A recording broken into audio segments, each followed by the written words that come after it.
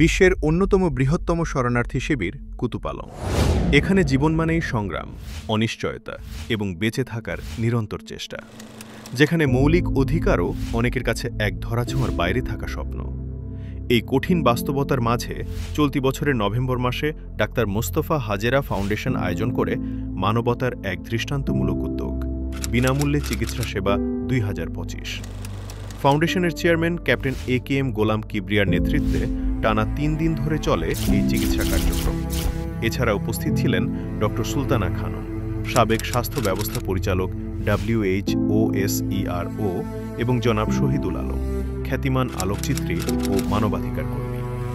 চিকিৎসা শিবিরের চলমান ভিড়ের ভিতর হঠাৎই হাজির হন এক অসহায় পিতা জিয়াউর রহমান জিয়া, সাথে তার স্ত্রী নূর বাহার এবং তাদের ছোট্ট ছেলে তারেক জিয়া।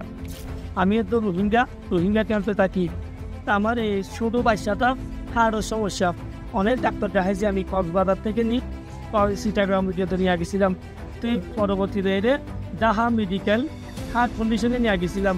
তো এখানে পরীক্ষা দিয়েছিলাম, কিন্তু চিকিৎসা করার জন্য আমার টাকা নাই। তো এখন আমি অনেক চেষ্টা করছিলাম। এখন 2 দিন পর আমি পাইছিলাম যে মোস্তফা হাজেরা ফাউন্ডেশন থেকে আমাকে চিকিৎসা করতে বলছে। যদি চিকিৎসাটা করিবেন আমার বাচ্চাকে, আমি অনেক ধন্যবাদ, অনেক চিরকাল আমি অনুষ্ঠানে থাকবো, মানে আমি অনেক শুকরিয়া করবো। তাদের চোখে ভয়, হৃদয়ে দুশ্চিন্তা, কারণ ছোট্ট তারেক তীব্র অসুস্থতা নিয়ে তার মায়ের কোলে শুয়ে গুরুতর অসুস্থতার বোঝা যেন ছোট্ট শরীরটা আর নিতে পারছে না।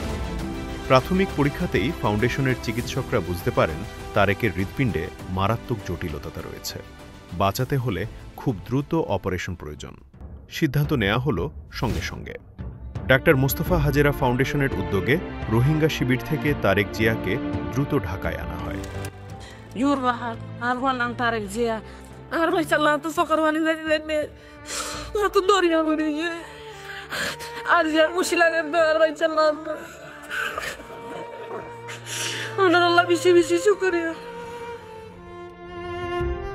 ঢাকার মিরপুরের ন্যাশনাল হার্ট ফাউন্ডেশন ও রিসার্চ সেন্টারে ছোট্ট তারেককে জরুরি ভিত্তিতে ভর্তি করা হয় এবং চিকিৎসকদের সিদ্ধান্তে শুরু হয় তার জীবন রক্ষাকারী অস্ত্রোপচার।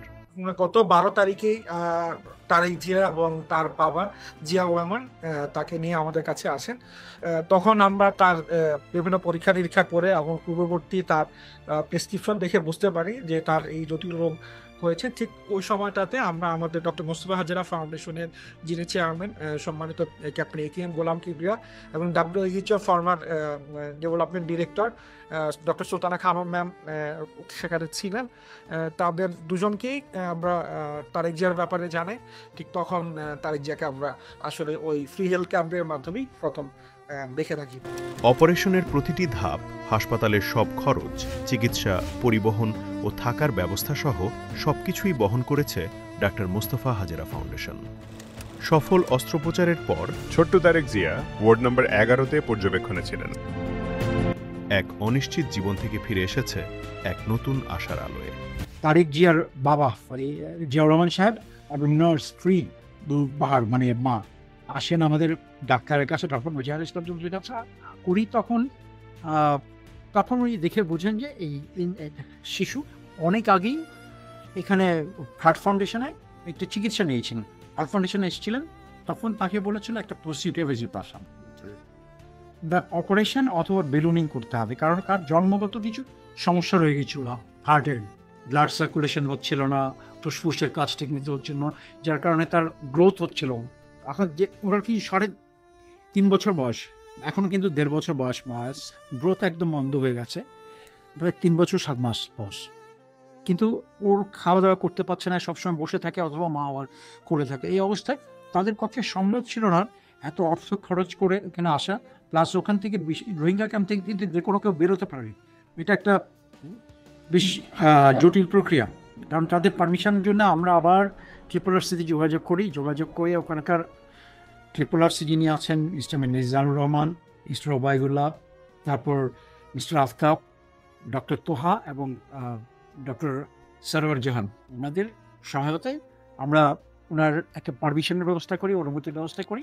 এরপর ক্যাম্প থেকে ক্যাম্পের CIC রিন্টু বিকাশ চাকমা ওনাকে একটা এক্সিট পাস দেন। এক্সিট পাসের পর আমরা 20 তারিখ কক্সবাজার থেকে ওনাদেরকে নিয়ে আসতে পারি। 21 তারিখ গড়ে এসে পৌঁছানোর পরে অ্যাডমিশন নিয়ে আমাদের অ্যাডমিশন নেওয়া হয় এই কী বলে যে হার্ট ফাউন্ডেশনের এই মিরপুর 1-এর এই ক্যাম্পাসে।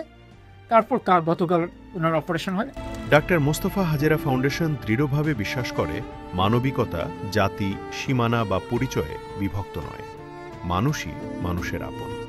রোগীটা আসলে এটা জন্মগত একটা অসুখ, যেটা হচ্ছে আমাদের এটা জন্মগত হার্টের অবস্ট্রাকটিভ লেশন বলি, যেখানে হার্টের এবং ফুসফুসের মধ্যে রক্তনালীতে এখানে সংকুচিত অবস্থায় আছে, যেটার মধ্যে কানেকশন একটা বাদ দিয়ে হয় সেটা। এবং এটার প্রকোপ আসলে কমন, এবং এটার যেহেতু রক্ত ফুসফুসে যেতে পারছে না, যেখানে আপনার বাধাগ্রস্ত হচ্ছে তার নিচের চেম্বারটি এখানে মোটা হয়ে যাচ্ছে, এবং ফুসফুসের কাজ হচ্ছে রক্তটাকে পরিশোধন হয়ে আমাদের বাম দিকে আসে এবং সেটা সমস্ত শরীরে যায়। এবং এই জায়গাটাতে ব্যাহত হওয়াতে রোগীর ভালো রক্ত শরীরে সঞ্চালন হতে পারছে না, যার জন্য হাঁটার পরে বা কাজ করার পরে ও ব্যাহত হচ্ছে এবং ওর শ্বাসকষ্ট হচ্ছে, এবং সাধারণ কর্ম আমরা যেটা বলি অ্যাক্টিভিটি, সেটা ও করতে পারছে না, অল্পতে হাঁপিয়ে যাচ্ছে এবং ও খেতে গেলে পারছে না। এবং এইসব বাচ্চারা যেটা হয় যে মারা যেটা বলে যে আমার বাচ্চা খেলতে পারে না, আমার বাচ্চা শুধু বসে থাকে।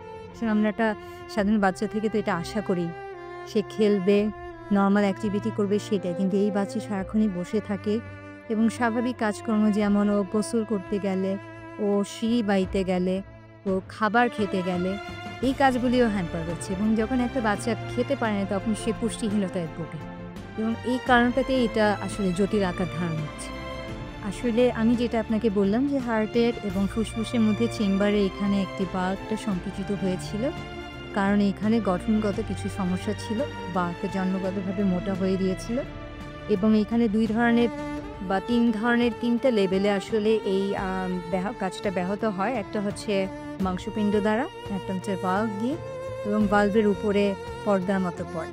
তো ওর যে জায়গাটা হয়েছিল ভাল্বে, এবং এইটাতে আসলে 2ভাবে চিকিৎসা করা যায়। একটা হচ্ছে সার্জারি, অপারেশন, ভাল্বটাকে ঠিক করে প্রতিস্থাপন করা, আর একটা হচ্ছে আপনাকে বেলুন দিয়ে খুলে দেওয়া। এর মধ্যে আমরা ফার্স্ট প্রায়োরিটি হচ্ছে বেলুন দিয়ে অপারেশন ছাড়া করে দেওয়া, এবং আমি সেটাই করছি। আমি অপারেশন করিনি, আমি বেলুন দিয়ে খুলে দিচ্ছি, এবং এটা আমরা চেষ্টা করেছি এবং আলহামদুলিল্লাহ এটা আমরা খুব ভালোভাবে করতে পেরেছি। আসলে মেইন প্রসিডিওরটা করতে খুব অল্প সময়ই লেগেছে, 15 থেকে 20 মিনিট। কিন্তু ছোটো বাচ্চা তো, 4 বছরের বাচ্চাকে আমাদেরকে ঘুম পাড়াতে হয়, অ্যানেস্থেশিয়া দিতে হয়, সেখানে ডিপ সেডেশন বলে। এটা ডিপ সেডেশন দিতে আর 10 থেকে 10 মিনিটের মতো লেগেছে। অ্যাজ এ হোল প্রসিডিওরটা আধা ঘন্টা থেকে 40 মিনিটের মধ্যে শেষ হয়ে গিয়েছে, এবং আলহামদুলিল্লাহ ওকে প্রসিডিওর করার সময় সেই ধরনের কোনো জটিলতার মুখোমুখি আমরা হইনি। আলহামদুলিল্লাহ খুবই ভালো আছে। এবং আমরা যেটা মা এবং বাবার কাছ থেকেও পরে নিয়েছি, এবং আমরা ইকোকার্ডিওগ্রাফি করেছি, এবং আমরা আবার এক্সরে করেছি, এবং অক্সিজেনের লেভেল দেখেছি, এবং বাচ্চার জেনারেল ওয়েলবিং যেটা বলি সেটা দেখেছি, এবং সব কিছুতেই উন্নতি সাধন করেছি। আমি তো এটা মহৎ উদ্যোগ বলে ভাবি, কারণ এই বাচ্চাটা আসলে আসতে পারছিল না ফাইন্যান্সিয়াল কারণে। ও আমার কাছে অনেক দিন আগেই দেখিয়ে গিয়েছিল, এবং অর্থনৈতিক কারণে সে এসে পড়তে পারছিল না। তো এই ওনারা যে উদ্যোগটা নিয়েছেন, আমি যেটা বললাম যে একটা ছোট বাচ্চাকে এই যে এতটা বড় একটা সময়ে একটা স্বাভাবিক জীবন ওকে যদি আমরা দিতে পারি, এবং এই জীবনে যতগুলো আমি বলবো যে যতগুলি সে নেক কাজ করবে তার সব সহযোগী যোদ্ধা, সহযোগী সকল কাজের প্রশংসা এই ফাউন্ডেশনটা পাবে। সেই ইয়াতে আমরা যদি এইভাবে অন্যান্য বাচ্চাদেরকেও সাহায্য করতে পারি, এটাতেও আসলে খুব সাহায্য। এবং যারা পিছিয়ে আছেন তাদেরকে এইভাবে যদি আমরা সামনে নিয়ে আসতে পারি, আরও বেশি আরও বড় মাপে যদি আমরা এইভাবে ওনাদের সাহায্য পাই, তাহলে আমাদের এই গরিব রোগীদের জন্য এটা অনেক বড় একটা আস্থার জায়গা হবে। তারেক জিয়ার সুস্থতার পথে ফিরে আসা এই বিশ্বাস ও প্রতিশ্রুতিরই প্রতিচ্ছবি।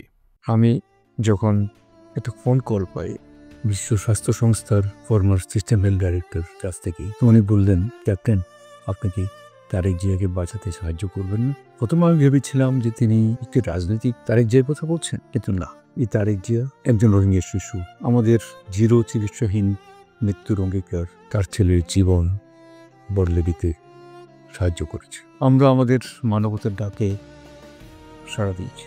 WHO এর সহযোগিতায় লোকাল RRRC রোহিঙ্গা শিবির ত্রাণ কমিশনারের কাছ থেকে আমাদের ডাক্তার মুস্তফা ফাউন্ডেশনের লোকাল টিম, ইনজামান, আহসান, RRCর কমিশনার মিজান সাহেব, উবায়দুল্লাহ সাহেব, আফতাব সাহেব, সবার সহযোগিতার সমন্বিত ব্যবস্থায় আলহামদুলিল্লাহ আমরা সফল হয়েছি। আমাদের প্রার্থনা এই ছোট্ট শিশুটি দ্রুত সম্পূর্ণ সুস্থ হয়ে উঠুক। আমাদের লক্ষ্য স্পষ্ট ও দৃঢ়, আরও জীবন রক্ষা করা, আরও পরিবারে আলো ফিরিয়ে আনা।